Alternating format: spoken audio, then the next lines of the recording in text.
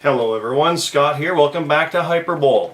Just got out of 3D Hobbit 3, The Hobbit, The Battle of the Five Armies.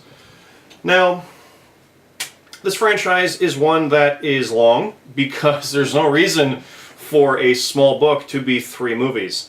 Considering the Lord of the Rings trilogy, each of those books are bigger than The Hobbit and yet technically got 1 movie each, and The Hobbit became a trilogy of its own.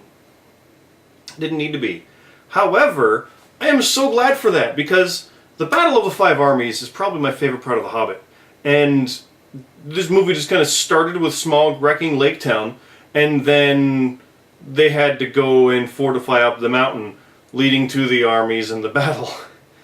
It's awesome. It's as close to non-stop as you can get for a 2-hour, 25-minute movie. I mean, yeah, there's the credits and the denouement and all that, and some internal stuff from Thor and whatnot, but all in all, I mean, the armies show up pretty quick and get to it, and it's good. It's really good. It's easily my favorite. I could rewatch this one over and over. Like, you know how you'll watch the Mines of Moria scene again, or you'll watch certain segments like that. Like, I wish Helm's Deep from Two Towers was like that. I just can't watch it. It's boring, and yet Helm's Deep rivaled this as one of my favorite parts. So I was worried, but this came out, and I mean, yeah, the Battle of Gondor was amazing. This isn't quite as big and epic. It's more centralized and focused. It's on the plains in front of the mountain. But it's so good.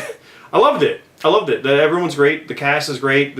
I realize there's points where we probably went a good half hour without dialogue. It was kind of cool. So, absolutely loved it. There you go. And I'll probably never review the Lord of the Rings movies or the Hobbit movies on the GPC because they just don't really qualify, but you never know. There might be an opportunity to do something with that, but really when I go down that road it's going to be all 6, I gotta think. So absolutely check it out. Saw it in 3D.